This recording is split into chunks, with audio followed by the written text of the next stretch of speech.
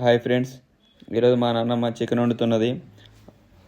పొయ్యి పైన కుండి పెట్టుకున్నది. కుండిలో ఆయిల్ వేసుకుంది తగినంత. ఆయిల్ మరిగిన తర్వాత ఆనియన్స్ వేసుకుంది, కట్ చేసుకున్న ఆనియన్స్ వేసుకున్న తర్వాత బాగా కలిపి ఇప్పుడు కరివేపాకు వేస్తున్నది.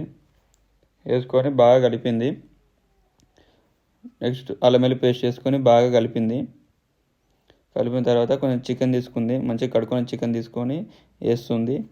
వేసిన తర్వాత బాగా కలిపి దాని తర్వాత పసుపు, ఉప్పు వేసుకొని బాగా మిక్స్ చేస్తుంది. ఉప్పు ఎందుకు వేసుకుందంటే ఇప్పుడు ఫస్ట్ వేసుకుంటే మంచిగా కలుపుకొని మంచిగా ముక్కగా పడుతుంది. ఉప్పు టేస్ట్ ఉంటుంది. ఒక 5 నిమిషాలు మూత పెట్టుకొని మళ్ళీ 5 నిమిషాల తర్వాత మూత ఓపెన్ చేసి మంచిగా కలుపుకున్న తర్వాత తగినంత కారం వేసుకోవాలి. కారం వేస్తుంది చూడండి. కారం వేసి బాగా కలుపుతుంది.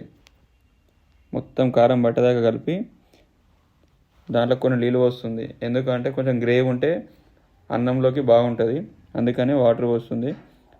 5 నిమిషాలు మూత పెడుతుంది. 5 నిమిషాల తర్వాత మూత ఓపెన్ చేసి తగినంత కొన్ని టమాటాలు వేసుకొని కొత్తిమీర వేసుకొని మళ్ళీ మంచిగా మిక్స్ చేస్తుంది చూడండి. మంచిగా మిక్స్ చేసి ఒక 5 నిమిషాలు పక్కకు పెట్టి 5 నిమిషాల తర్వాత మంచిగా మళ్ళీ కలిపింది. మళ్ళీ 5 నిమిషాల తర్వాత గరం మసాలా వేస్తుంది. లాస్ట్ గరం మసాలా వేసి బాగా మిక్స్ అయ్యేటట్టు బాగా కలుపుకొని పక్క పెట్టాలి. మనకి వేడి వేడి చికెన్ కర్రీ రెడీ. ఇంకెన్నో నా వీడియోల కోసం లైక్ చేయండి, షేర్ చేయండి, సబ్స్క్రైబ్ చేసుకోండి. ఉంటాం మరి.